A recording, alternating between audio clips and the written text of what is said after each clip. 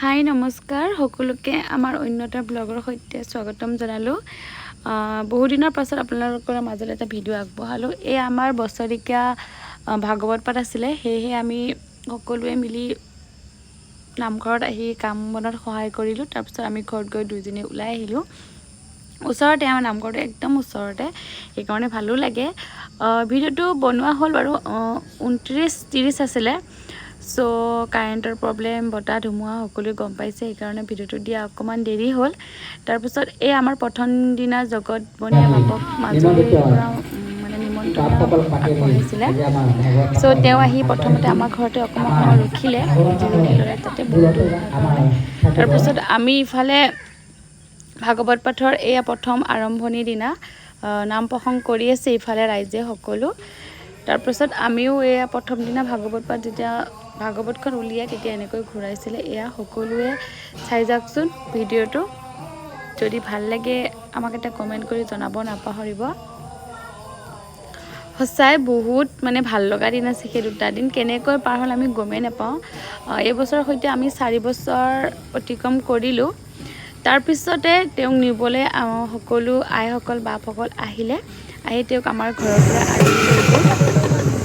তাৰপিছত এয়া লৈ গ'ল তেওঁ সকলোৱে সেৱা আগবঢ়াইছে, কাৰণ মাজুলী যিহেতু আৰু এজন বহুত তেওঁৰ কথা ক'বলৈ আমাৰ ভাষা নাই, কিন্তু বহুত জনা শুনা এজন ভকত হয়।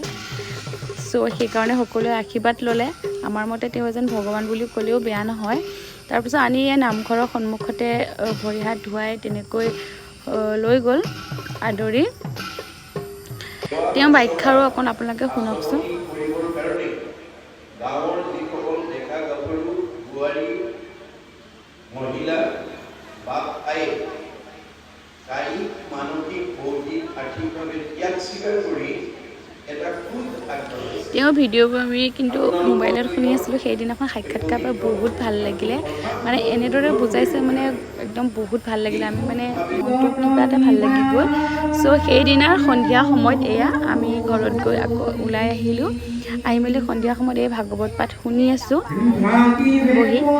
তাৰপিছত এইফালে ভকতে নাম প্ৰসংগ কৰি আছে, মানে পিছদিনাখন এইটো হয় দেই। নেক্সট দিনা 2 নম্বৰ দিনাখন যেতিয়া ভাগৱত সামৰিছিলে সেইদিনা হয়। আকৌ ভাগৱতখন ঘূৰাই নামঘৰৰ ভিতৰত সোমাবৰ কাৰণে তেনেকৈ চাৰিওকাষে যিহেতু বাহিৰত বৰষুণ দি আছিলে, সেইকাৰণে ভিতৰতে 3 পাক ঘূৰাই তেনেকৈ ভাগৱতখন নামঘৰৰ ভিতৰত সোমোৱালে।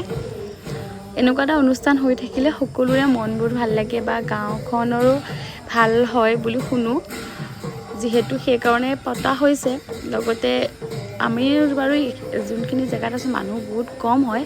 আপোনালোকে নিশ্চয় ভিডিঅ'টো চালে মন কৰিলে দেখা পাব, বহুত কম হয়। অসমীয়া মানুহ বহুত কেইঘৰমান আছোঁ, তথাপিতো পাতিবলৈ চেষ্টা কৰিছোঁ, যিহেতু ল'ৰা ছোৱালী বা গাঁওখনলৈ বুলি এটা ভাল হৈ উঠক। সেয়েহে পিছদিনাখন এয়া ভাগৱত ঘূৰাইছে, এয়া ভাগৱত আকৌ নামঘৰত সোমাইছে। আমিও সেৱা ধৰিলোঁ। তাৰপিছত সকলো কাৰ্যসূচী কৰা হোৱাৰ পাছত নাম প্ৰসংগ ধৰিলে সকলো ভকতে, লগতে আমিও বহি অকণ নাম প্ৰসংগ কৰিলোঁ।